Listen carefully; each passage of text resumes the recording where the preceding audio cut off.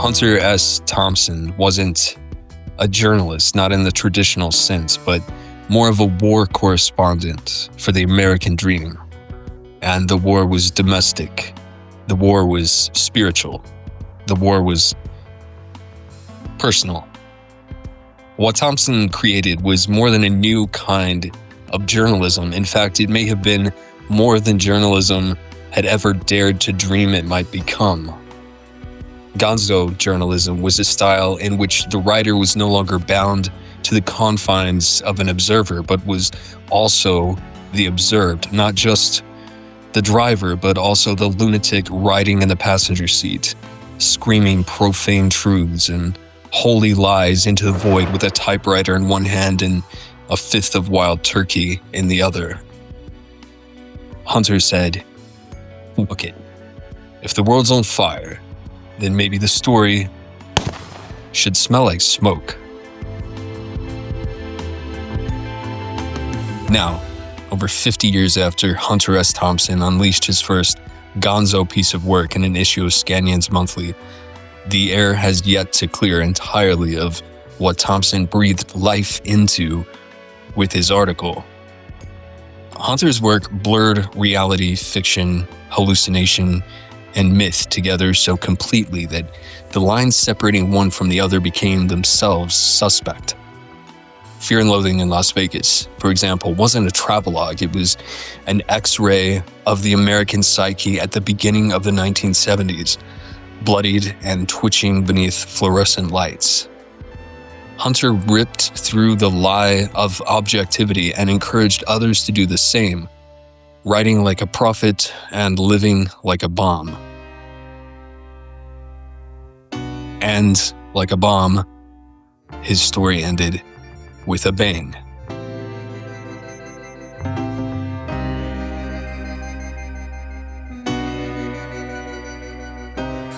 What Hunter handed to us wasn't just a legacy, it was a lit fuse, and he dared us to hold it. To see the world crooked, but to write it straight, leaving behind not so much a method, but a challenge. Tell the fucking truth, even if it kills you.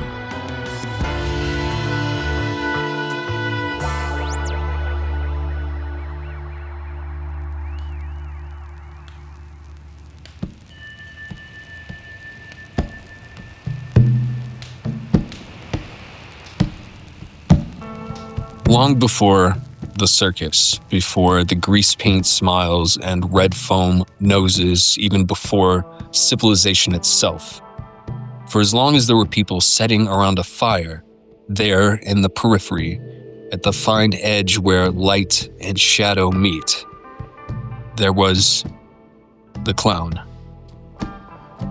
And he wasn't just there to entertain. His true goal was to provoke, to confuse, and ultimately to reveal. The clown is one representation of the trickster. In ancient Egypt, sacred dwarfs performed body rites to accompany births and burials. In pre-Columbian Mesoamerica, the trickster god Huehuetlacatl laughed through the chaos and danced with the dead. And across indigenous cultures, including the Lakota, the Zuni, and the Hopi, there were sacred clowns. These clowns turned the world upside down, reversing its rules to remind people of what mattered by bringing into question what might otherwise be left beyond question. In archetypal psychology, the trickster is a deep and recurring figure. This is who breaks the rules and upends systems of power and stern set structure. This is who reveals hidden truths that may otherwise easily go unseen, through illuminating paradox, but also through absurdity and sometimes even mockery of the sacred. The trickster may walk backwards, say yes when they mean no, bathe in dirt, and ride their horse into battle facing backward, laughing at funerals and weeping at births, but not for the purpose of making the sacred into the profane. The trickster represents the mirror image of our world and how we interact with it. And so the trickster must be the reverse of what we are in order to make the truth apparent. Sometimes laughing, sometimes mocking us, and oftentimes, terrifying us. As we may find the trickster standing at the edge of our firelight or living at the very edge of our village, so does he dwell at the edge of all things, sacred and profane, sane and mad, alive and dead. They are not one, they are not the other, they're both. And therefore, they're also neither. This is the deeply strange ground on which we find the trickster. Carl Jung saw this as one of the earliest and most fundamental archetypes of them all, a reflection of the unintegrated unconscious itself, deeply chaotic, profoundly contradictory, and almost entirely unfiltered. The clown's laughter masks a deeper knowledge. The joke, at its core, often contains the very seed of sacred truth. The trickster is a primitive cosmic being, an archetype whose function is to set the stage for consciousness by confronting us with the absurd.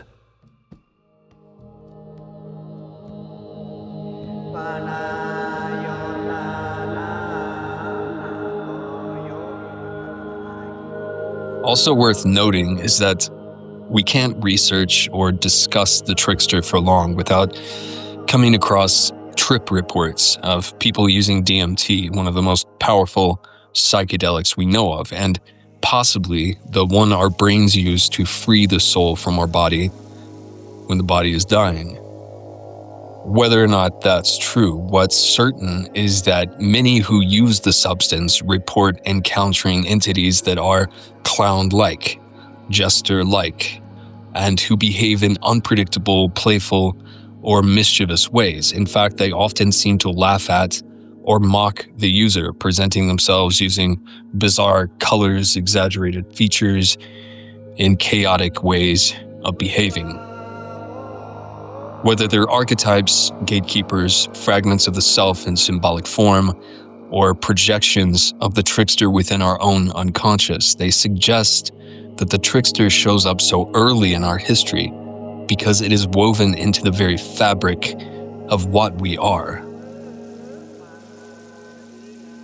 Jung did a good job when he said autonomous elements can escape from the psyche's control and present themselves as independent entities. There are definitely entities on the other side for me. I encounter self-transforming elf machines, which are creatures, entities. I mean, it is not subtle.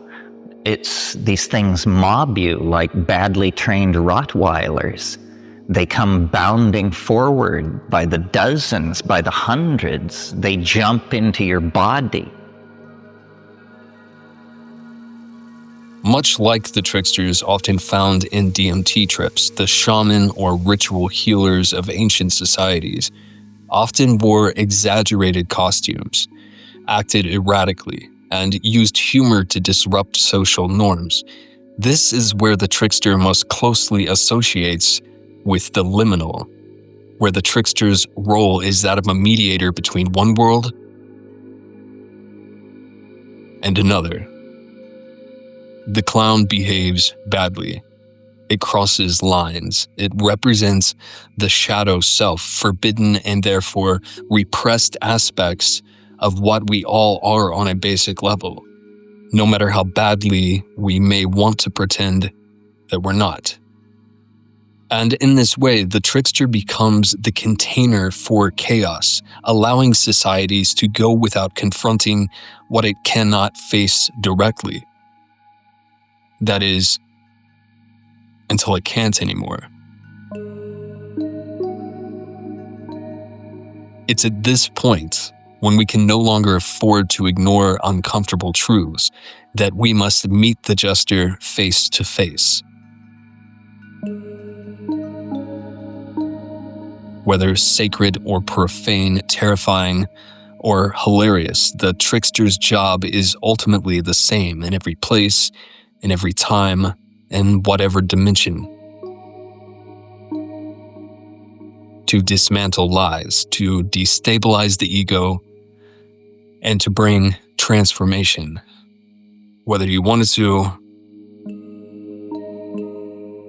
or not. And if you like the joke so far, just wait till you get to the punchline. I promise, it's going to just kill you.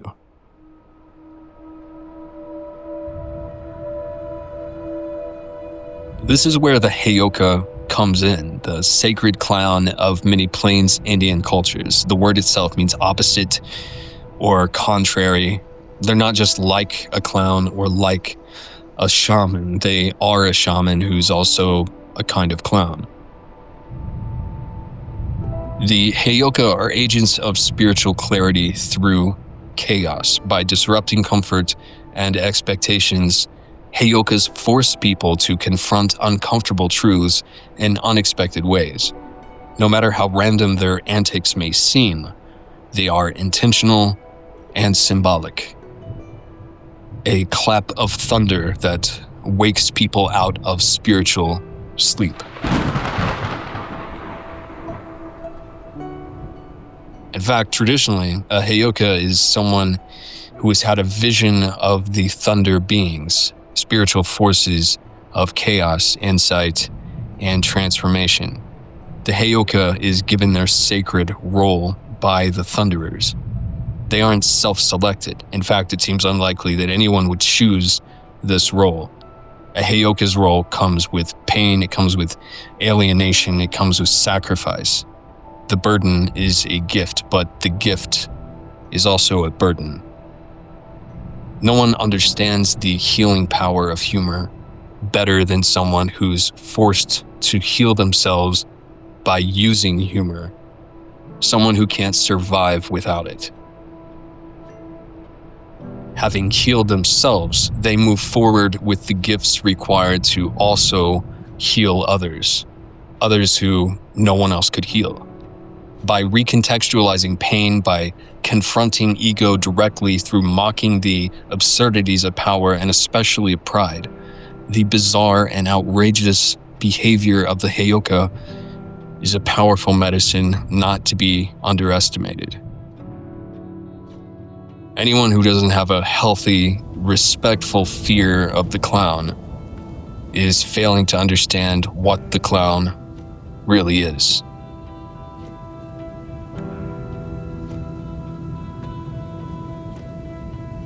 I don't know about you, but it's difficult for me to think about the Heyoka, the sacred clowns, the DMT trip gestures, that entire archetype, without also thinking back to Hunter S. Thompson.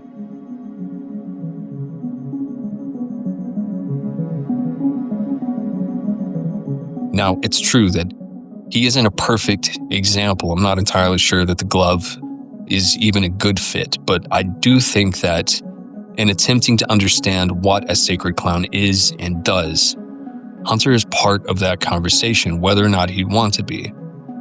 And he almost certainly would not. I'm not an insane fucking person. I mean, a shamanic function. What does it even mean? But having said that, Hunter wrote in a way that took our minds into places they wouldn't have traveled on their own. And he wrote in a way and in a style that changed how we think about our world. And that seems like a modern, secular echo of this ancient form. Hunter wasn't religious, at least I don't think he was, but his function was clearly shamanic in that he revealed hidden truths and made them plain through grotesque exaggerations, through chaos, through humor, through a profound but not unwarranted distrust of both power and pretension. In Fear and Loathing in Las Vegas, for example, Hunter inverts journalistic norms in the same way that a Heyoka inverts social ones. He forces you to confront the absurdity of America, and he does it through gonzo performance art journalism.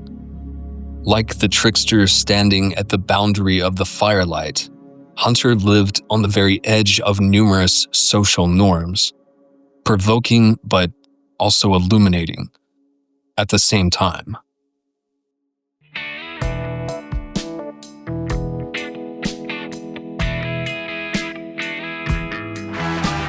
God damn, you're a dumbass! Reach under there and get some goddamn medicine! To the right. Remember, the Heyoka's most basic surface-level function is to live in opposition to norms, to provide a reflection of truth seen from a new angle.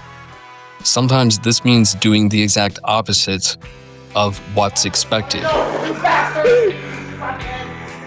Don't get me wrong, Hunter S. Thompson wouldn't only have laughed at anyone thinking about him as a shamanic clown. It would have filled him with hate and rage. But the fact remains, Hunter reveled in the radical inversion of norms. He lived in direct and enthusiastic opposition to American respectability, professionalism, and especially sanitized objectivity. Hunter didn't just flip the entire journalistic virtue of objectivity on its head, promoting it as a flaw. He suggested that telling the truth requires bias, especially in a morally compromised system. That's the logic of a Heyoka. Flip the script, find the truth.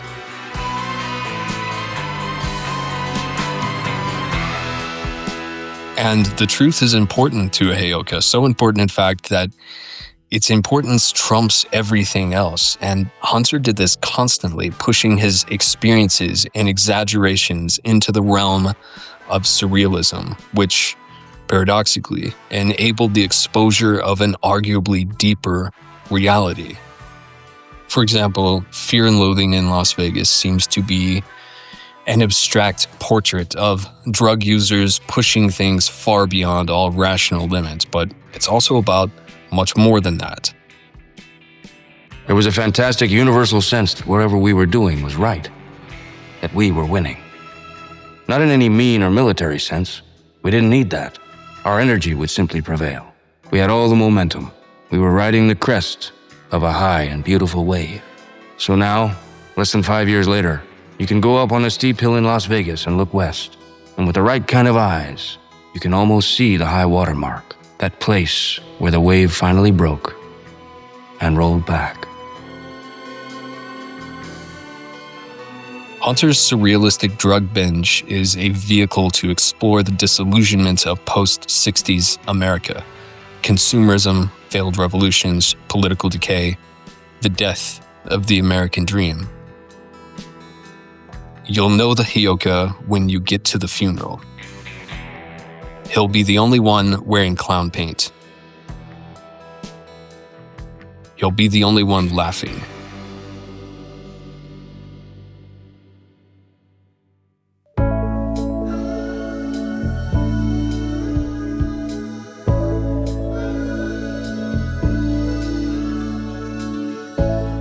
In 1970, Hunter decided to run for the sheriff of Aspen, Colorado.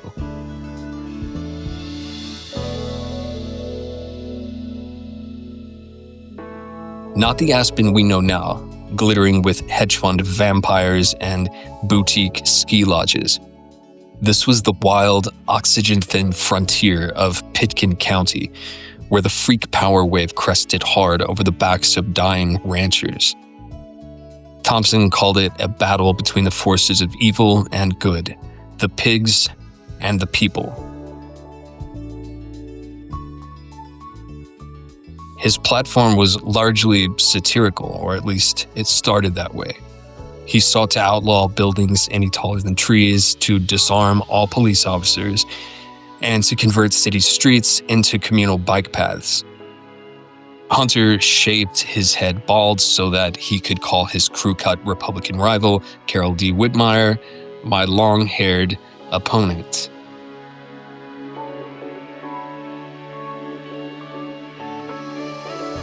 The local establishment, of course, was aghast, and the national media, smelling fresh meat, descended on Aspen like buzzards in tweed suits. But Thompson wasn't kidding. "We will ride them down," he said.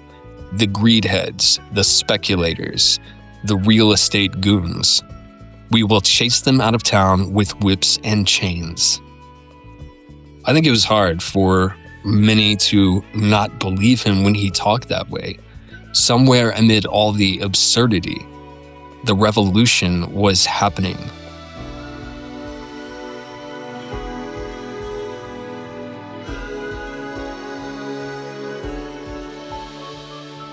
Hunter lost by only a few hundred votes. Reportedly, he'd garnered about 44% of the county-wide vote, which was no small achievement.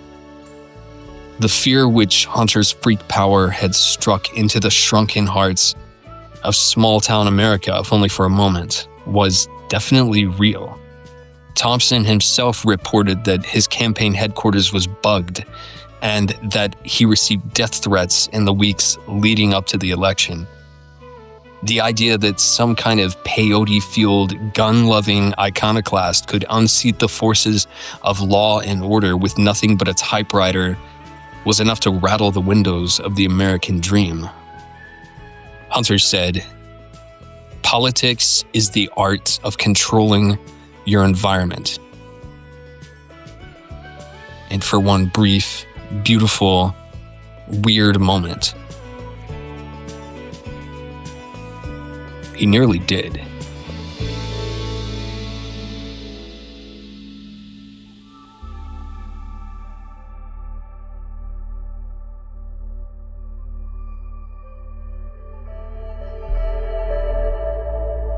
Heyokas, tricksters, clowns, shaman, these are people who pay a heavy price for their role, not because they are gaining something for themselves in becoming such a being, but because they must become such a being to be something worthy of giving themselves to others.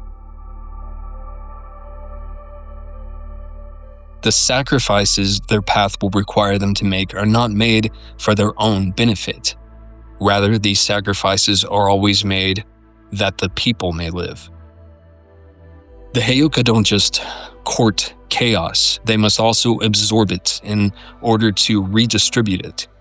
And in the meantime, this chaos often eats them alive. That's the function of the clown, not to pull focus, but to pull back the veil, not to distract from suffering, but to give the suffering a name. If any of this sounds familiar, you're not alone in considering the deep personal sacrifices made by a trickster to embody what the Thunder Beings asked them to embody. We may well be reminded of another wisdom being who also, traditionally, knows something about thunder.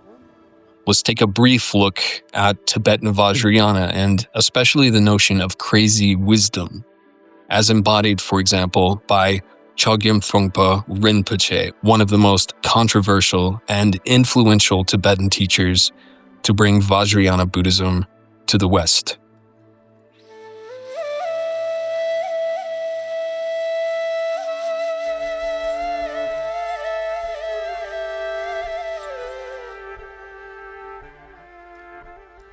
In Trungpa's teachings, crazy wisdom refers to a style of awakening insight by breaking down a student's conceptual rigidity.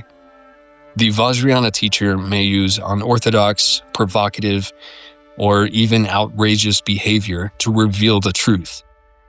This isn't someone who will tiptoe around your feelings, but they may well offend or upset you intentionally, much like, in some cases, the trickster.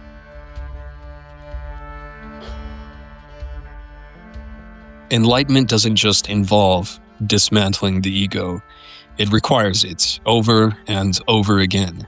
Trungpa warned that most claims that the ego has been overcome are made by the ego, standing in clear sight as always, but now wearing religious clothing. Crazy wisdom is a Vajrayana technique which embodies what Trungpa called ruthless compassion. Ruthless compassion may sometimes appear as little more than cruelty, but its only goal is to liberate the consciousness of the student from enslavement to the ego. Shock, contradiction, humor, these are all ways which a Vajrayana teacher may use to spark realization and to skirt around or short-circuit the ego, who is always present and on guard throughout everything the teacher does. Because the teacher represents a threat to the ego, it will do whatever is necessary to render their efforts futile. And usually they'll do it while leading the student to believe that just the opposite has happened. Knowing this, the teacher's compassion is not random, but it is ruthless to the concerns of the ego. It is fierce. Like the Heyoka, the crazy wisdom teacher may appear chaotic, but in reality, they operate from deep insight and care. Now, I'd be remiss to bring up Chogyam Trungpa without mentioning that, like our friend Hunter, this is someone who is known to often drink heavily, to dress kind of outlandishly, to behave in ways that scandalized tradition. And at the same time, this man and his teachings were deeply transformative for many. His methods appear to have been deliberately aimed accurately at awakening.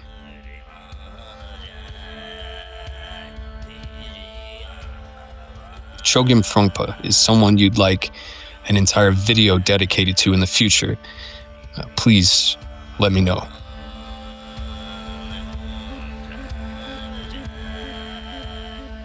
Crazy wisdom is far from being a stylistic flourish or an eccentricity belonging to only one or a few teachers. Rather, it speaks to the heart of the Vajrayana path. Crazy wisdom is rooted in the very architecture of Tantric Buddhist practice, where the path to awakening travels not only through transcendence, but through direct confrontation with ego, desire, fear, and illusion. It travels through the very heart of normal, everyday life.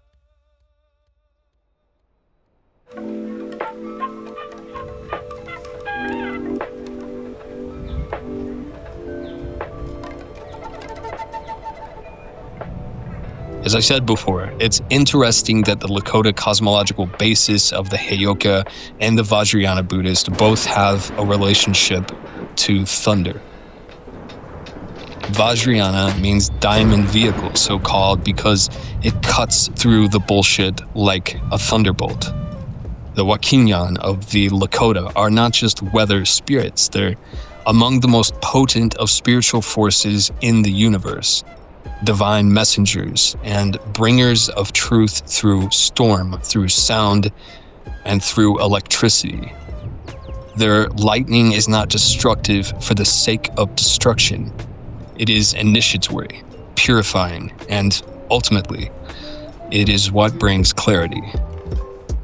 Vajrayana, unlike many spiritual paths, isn't one that emphasizes renunciation or purification.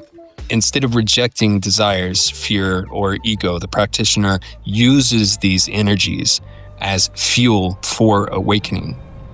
It uses exactly what it has to get where it's going, even though these things are ordinarily nothing more than objects blocking their spiritual path. In Vajrayana, the obstacle is the path. The commonality between these two is not a mere stylistic coincidence, it's an archetypal truth. Thunder and lightning represent the raw, divine power of sudden awakening, the voice of reality that breaks through the dream of normalcy. Only when thunder shatters the silence do we at last realize we've been sleeping. Truth, not balance. Honesty, not civility.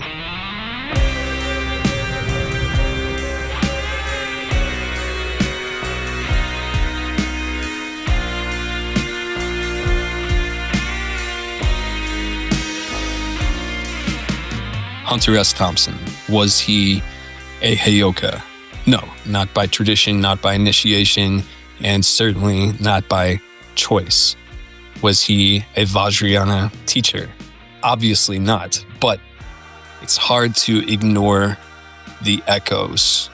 Hunter lived in open rebellion against the expected. He mocked the sacred, not always with the intention of destroying, but to demand that it live up to its name. Hunter wielded satire like a scalpel, cutting through layers of illusion with a drunken and furious grace. He wasn't anyone's guru, and God help you if, at the tall end of a savage acid burn, you ever called him one. But he was often a mirror, a cracked kaleidoscopic mirror reflecting the grotesque contradictions of American life back at us, 10 feet high and shrieking. Hunter was a teller of truth, disguised as a lunatic, a man whose antics were often mistaken for madness, when in reality, it was just him caring. Very loudly. His destruction had direction. He was, in every meaningful way, a sacred disruptor.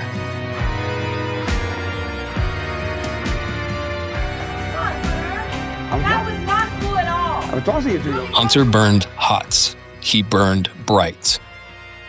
He burned out.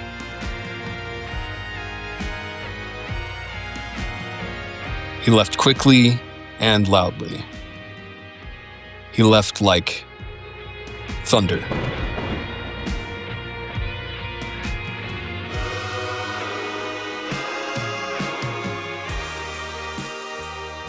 I don't think it's wise to romanticize Hunter's demons, whatever they were, but I do think it's wise to honor the function he served, to speak truth, blunt, unflinching, uncomfortable truth, when the entire fucking world is wrapped in more and worse lies every day. And the more power becomes something that absolutely refuses to be laughed at, laugh harder, laugh louder, laugh longer, from the edge of the firelight. And remember that the world is not nearly as stable, not nearly as sane, not nearly as serious as what it's pretending to be.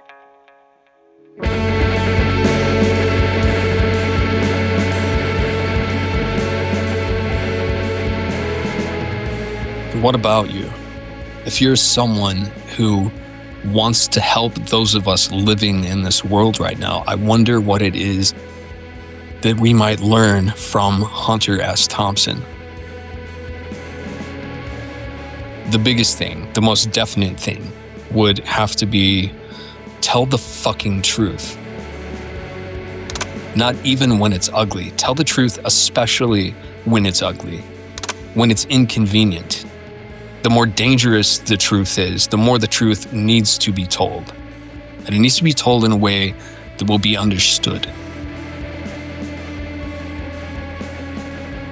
And when you tell it, find a way to make it difficult to ignore, because the harder it is to ignore, the harder people will work to ignore it.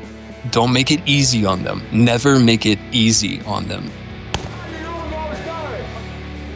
Truth isn't usually soft or easy to swallow. In fact, the truer it is, the harder it gets to accept. Sometimes it needs to be shouted through a bullhorn. Sometimes it needs to be set on fire and wheeled out into the street. The more circumstances force clarity to become a compassionate act, the more that clarity will begin to seem like chaos. The more that clarity is needed, the less comfortable it is. The more that the truth is needed, the harder it becomes to express. It is needed more with every passing second.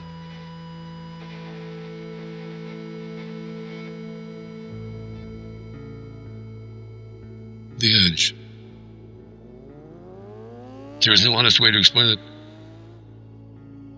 because the only people who really know where it is are the ones who have gone over. The others, the living, are those who pushed their control as far as they thought they could handle it. And then fell back, or slowed down, or did whatever they had to when it came time to choose between now and later. But the edge is still out there. Or maybe it's in. The association of motorcycles with LSD is no accidental publicity. They are both a means to an end. To the place of definitions.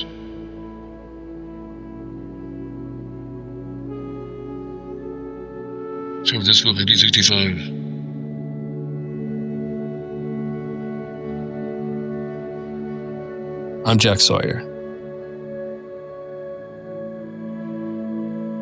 Thank you for watching.